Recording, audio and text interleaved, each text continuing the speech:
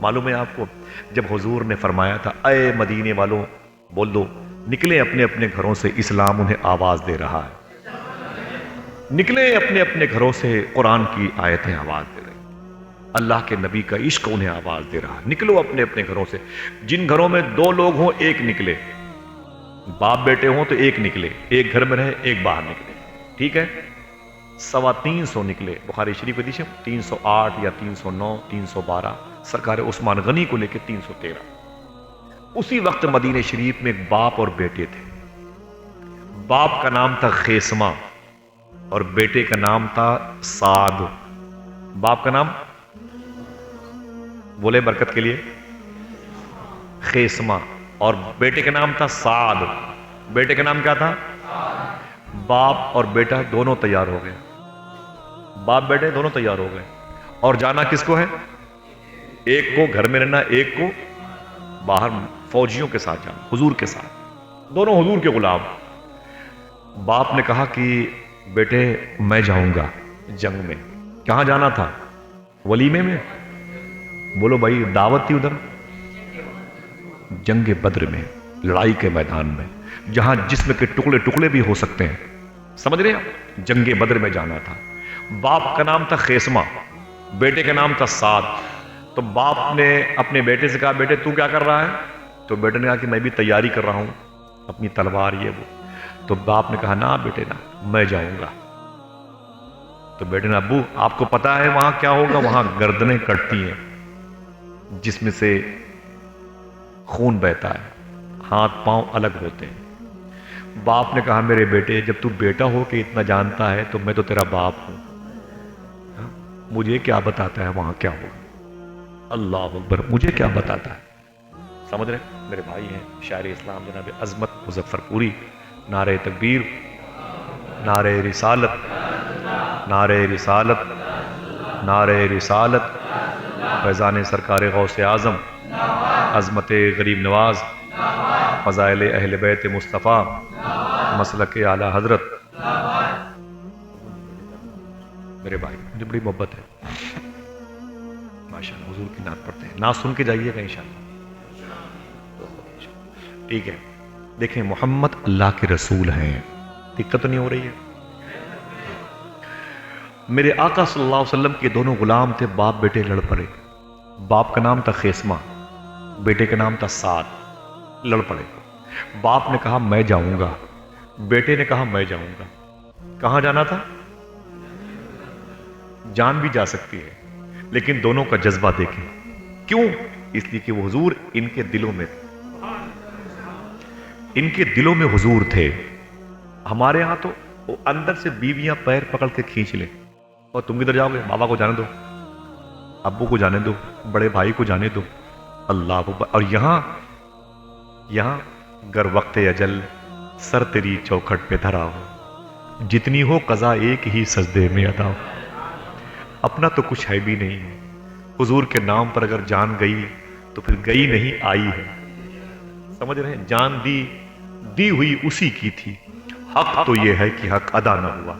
دونوں باپ بیٹے اتنا لڑ گئے، اتنے لڑے کہ پڑوسیوں کو آنا پڑا۔ کتاب پڑھ کے دیکھیں تواریخ حبیب، پڑوسیوں کو آنا پڑا، حضرت پڑوسیوں کو آنا پڑا۔ اور پڑوس کے لوگ بھائی کیا بات ہے سعد، اور تمہاری آواز بڑی آ رہی ہے، اور تمہارے ابو کی بڑی آواز، کیا بات ہے؟ کبھی لڑتے نہیں تم دونوں، لڑائی کیوں کر رہے ہو؟ تب باپ نے کہا کہ حضور نے کہا ہے کہ میدان بدر میں اسلام نے آواز دی ہے، اسلام نے پکارا ہے، خون کی ضرورت ہے، میں جا رہا ہوں۔ یہ کہتا میں جاؤں گا۔ بیٹے نے کہا یہ بوڑھے یہ کہاں جائیں؟ میں جاؤں گا، میں جاؤں گا۔ باپ کہتا ہے میرے بیٹے تو میرا بیٹا ہے، تیرے لیے بہت چانس ہے، میں بوڑھا ہوں مجھے جانے دو۔ تو بیٹا کہتا ہے کہ پتہ نہیں حضور کے ساتھ اس کے بعد کبھی موقع ملے کہ نہ ملے۔ سب کی الگ الگ اللہ اکبر عشق کی کہانی۔ معلوم ہے کیا کیا؟ صاحب تصانیف فرماتے ہیں کہ اس وقت سعد بن خیسمہ کے محلے کے لوگوں نے قرآن اندازی کی، یعنی فال کھولا۔ آپ سمجھ گئے فال کھولنا؟ جیسے اپنے نہیں 2 پرچیوں پہ نام لکھے جاتے ہیں، اور بچہ پرچی کو اٹھا لے گا، جس کی پرچی پہلے نکل آئے گی وہ اس طرف کی زمین کا مالک ہو جائے گا، ہے نا؟ جس کی بعد میں وہ اس طرف کی زمین کا۔ تو قرآن اندازی ہوئی، صاحب تعالی فرماتے ہیں قرآن اندازی ہوئی اور جب فال کھولا گیا تو بیٹے کا نام آیا. بیٹے کا نام کیا تھا؟ سعد. جیسے بیٹے کا نام آیا نا، خدا کی قسم یہ مسجد ہے، اللہ کا گھر ہے، لکھ لو. آخرت میں ان جملوں کا تنہا ضامن ہوں، خدا کی قسم، اور بتانا دنیا والوں سے کہ حضور کے کیسے کیسے عاشق تھے. جیسے بیٹے کا نام پرچی سے نکلا نا تو بیٹا اپنے گھر میں اچھل رہا تھا، اپنے گھر میں بیٹا اچھل رہا تھا اور باپ کنارے بیٹھ کے رو رہا تھا. اب باپ نے ایک جملہ کہا، دیکھنا کتنے لوگ سمجھتے ہیں. باپ نے کہا میرے بیٹے پرچی بدل لے. ہائے ہائے اللہ اکبر. کیا کہا میرے امام نے کہ جان ہے عشق مصطفیٰ، روز فزوں کرے خدا، جس کو ہو درد کا مزہ نازے دوا اٹھائے گے. سمجھے؟ سمجھ رہے آپ؟ وہ ڈاکٹروں کے پاس نہیں جاتا، ڈاکٹروں کا علاج کر دیا کرتا ہے جس کے دل میں حضور کی محبت ہوتی ہے. باپ نے کہا میرے بیٹے پرچی بدل لے، میرے بیٹے پرچی بدل لے، پرچی بدل لے، پرچی بدل لے. تب بیٹے نے کیا کہا؟ دیکھنا پھر کتنے لوگ ذہن کو تازہ رکھے ہوئے ہیں. بیٹے نے کہا ابو کیا؟ بولے میرے بیٹے پرچی بدل لے. تو بیٹے نے کہا ابو اگر جنت ہوتی تو بدل لیتے، یہ پرچی نہیں بدلوں گا. ہائے ہائے اللہ اللہ اللہ. ہائے ہائے کیا کہا امام حسین نے، جیسے عاشق میرے نانا کو ملے کسی کو نہ ملے. محمد رسول اللہ. اے میرے بیٹے پرچی بدل لے. بولے جنت ہوتی تو بدل لیتے، یہ پرچی نہیں بدلوں گا. بیٹا اپنے باپ کے سامنے تیار ہو رہا ہے، اپنی بیوی کی پیشانی کو چومتا ہے. ماں دروازے پر آتی ہے، باپ لڑکھڑاتا ہوا قدم لے کے، میرے بیٹے میرے نام کا بھرم باقی رکھنا. میں نہ جا پایا، میں مجبور ہوں قانون سے، لیکن میرے بیٹے تجھے میں نے پال پوس کے بڑا کیا ہے. حضور کی محبت کا آشیانہ اجڑنے مت دینا. جا میرے بیٹے جا. خیسمہ کہتے میں نے اپنے بیٹے کو ودا کر دیا. آپ لوگ جب بدر شریف جائیے گا تو جائیے گا فاتحہ پڑھنے انشاءاللہ. انشاءاللہ بولے. مدینہ شریف سے 150 کلومیٹر کے پاس لیں. 13 صحابہ وہیں دفن ہیں ایک راستے میں. ٹھیک ہے؟ معلوم ہے آپ کو؟ معلوم ہے جب لڑائی شروع ہوئی نا، لڑائی شروع ہوئی، وہ ایک لمبی داستان ہے. جب جنگ شروع ہوئی نا اس وقت تھوڑی ہی دیر کے بعد الحمدللہ حضور کے عاشقوں کے ایک نعرے کا جواب نہیں تھا مکے کے کفاروں کے پاس. میدان چھوڑ کر کے بھاگے. ابو جہل مارا گیا. 70 کے آس پاس مکے کے حضور کے اپوزٹ کے لوگ مارے گئے تھے. 70. اور حضور کے 13 غلام شہید ہوئے تھے. ایک بعد میں زخمی تھے، وہ شہید ہوئے تھے. جب آپ جاؤ گے انشاءاللہ بولے، جب جانا تو شہداء کی ایک فہرست لگی ہوئی ہے. شہیدوں کے نام ایک بہت بڑی نیم پلیٹ پہ لکھے ہوئے ہیں، شہیدوں کے نام لکھے ہوئے ہیں. اسی میں غالباً چوتھا یا 5واں نام ہے حضرت سعد بن خیثمہ. اسی میدان بدر میں شہید ہو گئے. جیسے باپ کو پتا چلا میرا بیٹا شہید ہو گیا ہے، باپ چیخ مار مار کے رو رہا تھا. محلے کے لوگوں نے کہا خیثمہ بیٹے کو بڑی محبت سے پالا ہے، بیٹا شہید ہو گیا اس لیے رو رہے ہو؟ تو خدا کی قسم خیثمہ کہتے ہیں بیٹے کے شہید ہونے پہ نہیں رو رہا ہوں، میں کیوں شہید نہ ہو پایا اس غم میں رو رہا ہوں. آئے ان کا رونا، ان کا تڑپنا اتنا زیادہ مدینے میں مشہور ہو گیا تھا. معلوم ہے کہ بس 2 سال کے غالباً بعد یہ پھر کفاران مکہ نے جناب ابو سفیان، جناب خالد بن ولید کی ادارت میں جو فوج بھیجی تھی جس میں 70 حضور کے غلام شہید ہوئے تھے. حضور کے دندان مبارک کے بارے میں جو روایتیں ان میں، تو اس وقت ان کے جذبے کو دیکھ کر کے اللہ کے نبی صلی اللہ علیہ وسلم نے ان کو بلایا تھا. خیثمہ بوڑھے ہو گئے تھے. فرماتے بیٹا تو وہاں شہید ہو گیا ہے، اب احد کی وادیاں آواز دے رہی ہیں، تیار ہو گئے. اللہ اکبر. جب تیار ہوئے تو حضور کے ناموس پر جب جان دینے کی نوبت آئی تو آپ جب کبھی شہدائے احد شریف کی فہرست پڑھو گے تو اس میں حضرت سعد کے باپ خیثمہ کا نام ضرور لکھا ہوا ہوگا. وہی میدان جنگ کی ترتیب میں اللہ کے نبی صلی اللہ علیہ وسلم نے فرمایا تھا کہ اے میرے غلاموں، یہ جبل روما پہاڑی ہے، یہ جبل احد ہے. احد کی پہاڑی ہے، یہ روما کی پہاڑی ہے، اور یہ مدینہ شریف ہے. اس طرف اتنی فوج کھڑی ہو جائے، اس طرف اتنی فوج کھڑی ہو جائے، اس طرف اتنے لوگ رہیں، یہ میمنہ، یہ میسرہ، یہ قلب وغیرہ وغیرہ، مڈل کلاس کے، اور یہ رائٹ، یہ لیفٹ ہینڈ، یہ فوجی یوں کھڑے ہو جائیں۔ اتنے میں حضور نے فرمایا یہ بتاؤ کہ میرے خیمے کے سامنے کون دربان بنے گا؟ دیکھیں حضور نے فرمایا میرے خیمے کے سامنے کون چوکی دار بنے گا؟ ایک بالکل کمزور انسان تھے، ان کا نام تھا حضرت زیاد۔ کیا نام تھا؟ یاد رہے گا یہ نام؟ کیا نام تھا؟ حضرت زیاد نام تھا۔ وہ کھڑے ہو گئے، جیسے حضور نے فرمایا کہ میرے خیمے کے سامنے کون میرا باڈی گارڈ چوکی دار بنے گا، حضرت زیاد کھڑے ہو گئے۔ جب زیاد کھڑے ہوئے تو بڑے پتلے دبلے تھے، حضور نے دیکھا تو مسکرا کے فرمایا زیاد تم بیٹھ جاؤ۔ زیاد بیٹھ گئے۔ پھر فرمایا حضور نے تم زخمیوں کو پانی پلانا، تم زخمیوں سے تیر نکالنا، تم جو زمین پر تیر وغیرہ پڑے ہوں ان کو اٹھانا، اور تم دائیں طرف کی فوج پہ نظر رکھنا، تم بائیں طرف کی۔ اور اے میرے غلاموں ذرا یہ بتاؤ کہ میری خیمے کے سامنے میری چوکی داری کون کرے گا؟ پھر جناب زیاد کھڑے ہو گئے۔ پھر حضور مسکرائے، بڑے پتلے دبلے تھے، ایک دم کمزور۔ حضور مسکرائے، بیٹھ جاؤ بیٹھ جاؤ۔ جب بیٹھے نا تو ان کے بغل میں بیٹھے ہوئے ان کے حضور کے غلاموں نے کہا تم بار بار کیوں کھڑے ہو رہے بھائی؟ وہ کمزور انسان ہو، تم دیکھ رہے ہو تم حضور کے دروازے پر کھڑے نہ ہونے کا معاملہ، وہ دشمنوں کا حملہ حضور پر ہوگا زیادہ، اور تم بار بار تم ہی کھڑے ہو رہے ہو، معلوم ہے تمہیں وہاں تم مضبوط لوگوں کی ضرورت ہے۔ بولے چپ رہو بھائی، تمہیں پتا نہیں ہے جنگیں ہمیشہ طاقت کی بنیاد پر نہیں، عشق رسول کی بنیاد پر لڑی جاتی ہے۔ تیسری مرتبہ پھر حضور نے فرمایا تم قلب کی طرف، تم میمنہ کی طرف، تم میسرہ کی طرف، زخمیوں کو پانی پلانا، لاش اٹھانا، دشمنوں کی لاشیں یوں اٹھا کے پھینکنا، یوں راستے ہموار کرنا، کمک کی ضرورت کھانے پینے کی وغیرہ وغیرہ، زخمی گھوڑے۔ پھر فرمایا حضور نے یہ بتاؤ کہ میرے سامنے کون کھڑا ہوگا؟ پھر جناب زیاد کھڑے ہو۔ پھر جناب اب حضور نے زیاد کو دیکھا تو مسکرایا۔ میرے آقا فرماتے ہیں زیاد یہاں آئے۔ حضور نے زیاد سے ایک جملہ کہا، میرے بچوں سنو، میرے بھائیوں سنو۔ فرماتے ہیں میرے آقا زیاد میری بات سمجھ رہے ہو؟ جی حضور میں سمجھ رہا ہوں، یہاں پر دربان بننا ہے۔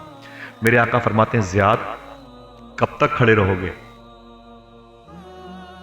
تو رو کے بولے حضور جب تک جسم میں ایک قطرہ خون باقی ہے دہلیز نہیں چھوڑنے والا، یہ دہلیز نہیں چھوڑنے والا۔ صلی اللہ علیہ وسلم زندہ باد۔ سبحان اللہ، یہ حضور کے عاشق تھے، وہ جانتے تھے حضور کے اشارے پر۔ وہ شاعر نے شعر کہا سبھی زمینی خزانے وہیں ابلنے لگے۔ ہاں تجلیات بھی انوار میں بدلنے لگے۔ اگر اشارہ کریں تو پہاڑ چلنے لگیں، اگر اشارہ کریں تو پہاڑ چلنے لگیں۔ ابھی یہ بات ہوئی تھی پہاڑ چلنے لگے۔ اگر اشارہ کریں تو پہاڑ چلنے لگیں، ابھی یہ بات ہوئی تھی پہاڑ چلنے لگے۔ وہ جانتے تھے حضور کیا، حضور کے غلام جانتے تھے۔ وہ کہتے ہیں حضور فرماتے ہیں کب تک کھڑے رہو گے؟ بولے حضور جب تک جسم میں ایک قطرہ خون باقی ہے دہلیز مصطفیٰ نہیں چھوڑنے والا۔ میرے بچوں، میرے بھائیوں سنو، تم کو اسی لیے چنا گیا ہے، تم صرف حضور کی محبت کے لیے پیدا کی، بس تم حضور سے محبت کرو پوری دنیا تم سے محبت کرے گی۔ تم نفرتوں کے خاتمے کے لیے، یہ حکومت گئی تو پھر نفرتیں ختم ہو جائیں گی، جھوٹ ہے۔ یہ لیڈر مر گیا نفرتیں ختم، نہ جھوٹ ہے، نفرتیں تو ہماری وجہ سے پیدا ہوئی۔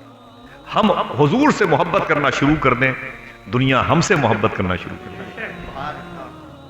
سمجھ گئے آپ؟ ہم حضور سے پیار کرنا شروع کر دیں، دنیا ہم سے پیار کرنا شروع کر دے۔ خدا کی قسم، اللہ اس کے رسول کا جو درد، جو عشق ہے، خشیت ہے، وہ ہمارے دل میں نہیں ہے، اس لیے کوئی قوم ہم سے محبت نہیں کرتی ہے۔ یہ نظریہ اپنا بدلیں، دوسروں کے بدلنے سے کیا ہوتا ہے؟ ان کے بارے میں کیا آپ پریشان رہتے ہو اخبارات میں پڑھ کر کے؟ سمجھے؟ ان کی اصلاح کے چکر میں آپ نہیں رہ سکتے، وہ بات کی بات ہے۔ دعا کرو اللہ ہم سب کو حضور کا عاشق بنائے، حضور بھی ہمارے دلوں میں ہو۔